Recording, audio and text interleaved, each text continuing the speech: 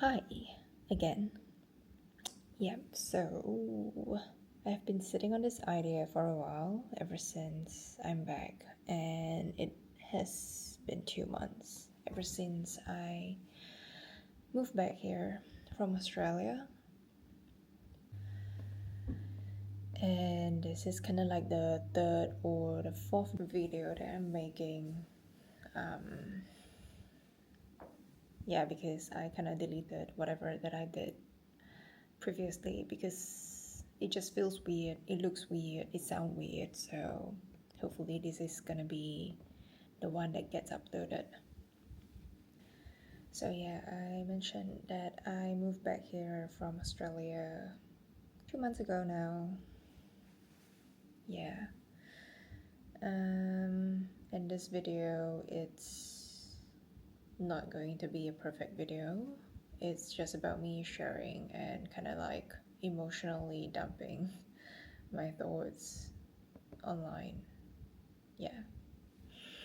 And if you're in transition phase, hopefully this video would help you one way or another. I don't know.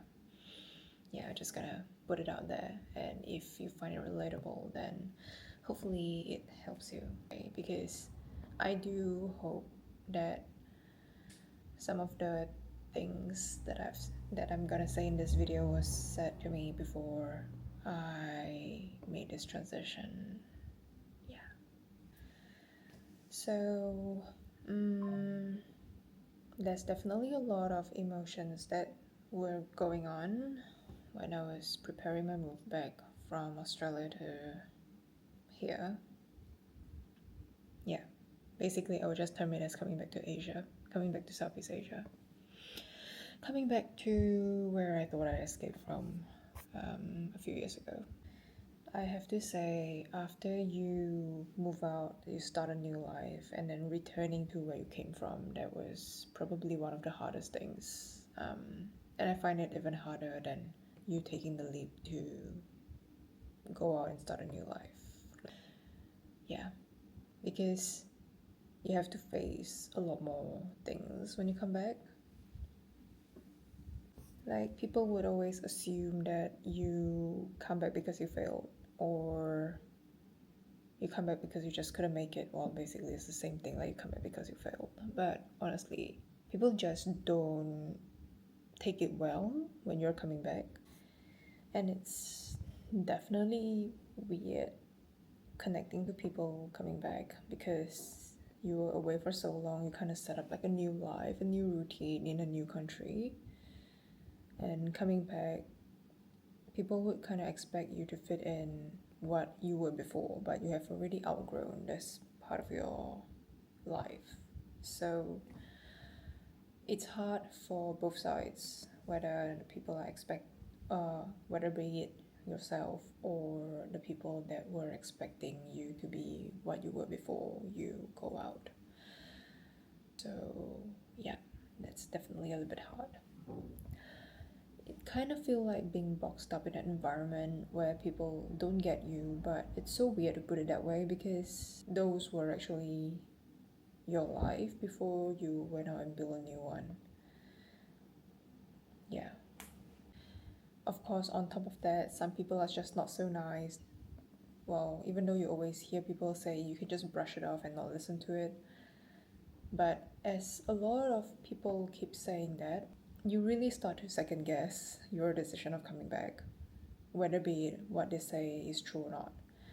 You would just start to second guess because you'd be thinking, am I actually making the right choice of coming back? Even though coming back here might be for a lot of reasons. You might just want to spend more time with your family. You might just want to try the hustle life in Asia, whether this suits you or not, and you get to compare what culture suits you more. So with all those not so nice things that were mentioned earlier, those where I just term it as the difficult phases of coming back because of whatever kind of expectations, really, and your expectations of coming back, it might be really, really different. So all these things are hard, We're trying to navigate through all of this. So some of the things that I'm doing to make myself feel a little bit better about coming back is I'm trying to separate out people's opinion and my own opinion on coming back. Like, yeah, just the whole thing about returning. It's definitely easier said than done, and they do weigh down on you.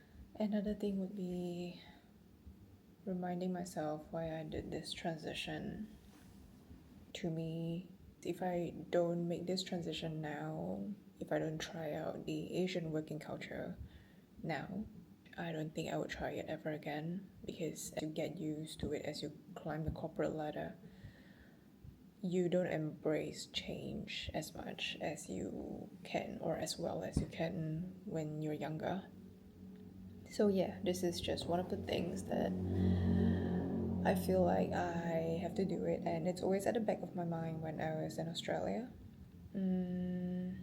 Yeah, I wouldn't say I'm loving it, but it's a path that I chose, and I would just try to see through as much as I can. There's definitely a lot of lovely people that I meet as compared to my school days, which I really, really hated. Even though I'm not 100% living this transition, but I'm grateful of the opportunity nevertheless. Yeah, and to me, life is an experience, and being able to clock different experience would be part of living life meaningfully, in a way. At least that's how I see it. So yeah, if you're coming back, trying to protect your sanity by reminding yourself of why you did this in the first place. If you come back mainly for a single reason, then start to think about like what are the other things you can do while you are already here. Just try to make full use of the time here, because you don't actually know how long you're gonna stay in that particular place. So when you are at that place, just live life fully and leave no regrets. Yeah. Or at least that's how I see it in this phase of my life. So if it works for you, then it's great. Yeah. Honestly, I think this is the end of the video. It's just kind of like a life update. So yeah, still trying to figure out life. Just a reminder, transition is gonna be a lot messier than it looks, but it's okay. We will get there. That's it. Bye.